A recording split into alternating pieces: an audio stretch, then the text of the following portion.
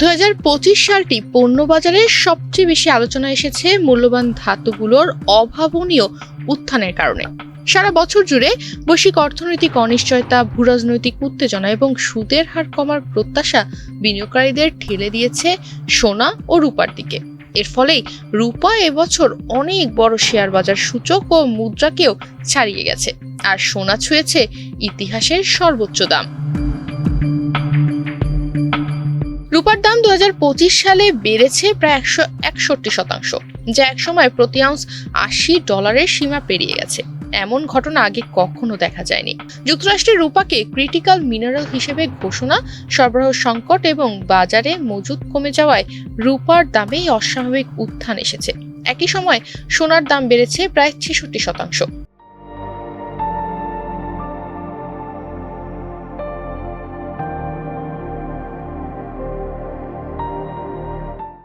বিশ্বজুড়ে কেন্দ্রীয় ব্যাংকগুলোর ধারাবাহিক সোনা কেনা এবং বিনিয়োগকারীদের নিরাপদ আশ্রয়ের খোঁজ সোনার বাজারকে শক্ত ভিত দিয়েছে।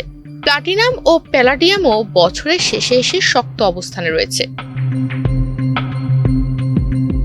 বিশ্লেষকদের মতে 2026 সালেও মূল্যবান ধাতুর এই ঊর্ধ্বগতি থামবে না।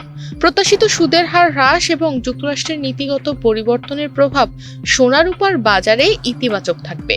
কেসিএম ট্রেডের প্রধান বাজার বিশ্লেষক টিম ওয়াটাররা বলছেন, শিল্প খাত ও খুচরা দুই দিক থেকেই ধাতুর চাহিদা বেশ শক্তিশালী। বিশেষ করে কেন্দ্রীয় ব্যাংকগুলোর অবস্থান এবং বিনিয়োগকারীদের আগ্রহ এখনও মূল্যবান ধাতুর পক্ষে রয়েছে।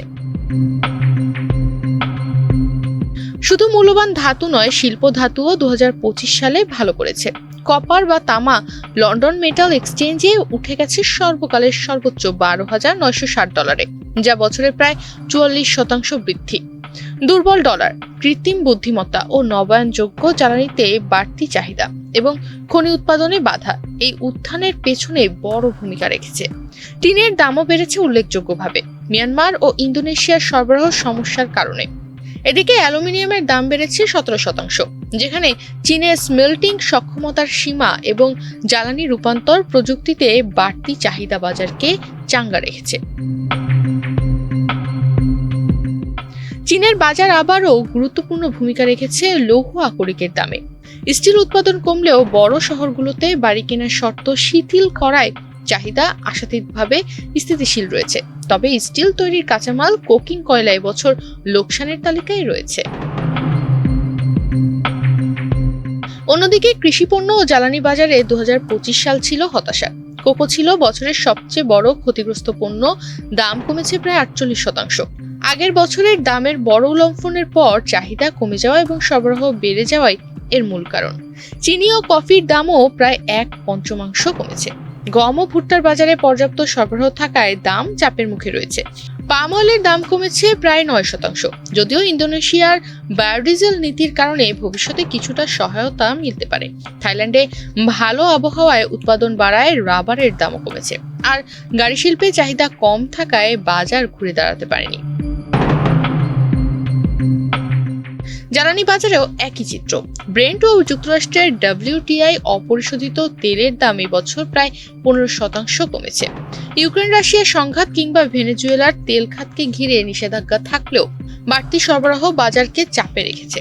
ওপেক প্লাস 2026 সালের প্রথম প্রান্তিকে উৎপাদন বাড়ানো স্থগিত রাখলেও বিশ্লেষকদের মতে দাম খুব বেশি না পড়লে ভবিষ্যতে ধীরে ধীরে উৎপাদন বাড়ানো হতে পারে। সব মিলিয়ে 2025 সাল পণ্য বাজারে স্পষ্টভাবে দুই ভাগে বিভক্ত। একদিকে ঝলমলে মূল্যবান ও শিল্প ধাতু, অন্যদিকে চাপের মুখে কৃষিপণ্য ও জ্বালানি। আর 2026 সালের দিকে তাকিয়ে বিশ্লেষকরা বলছেন, ঝুঁকি এখনো কাটেনি, বরং সেই ঝুঁকি আবারও সোনা রূপার মতো নিরাপদ বিনিয়োগকে সামনে নিয়ে আসতে পারে। তনিমা রহমান, বাংলাদেশ প্রতিদিন।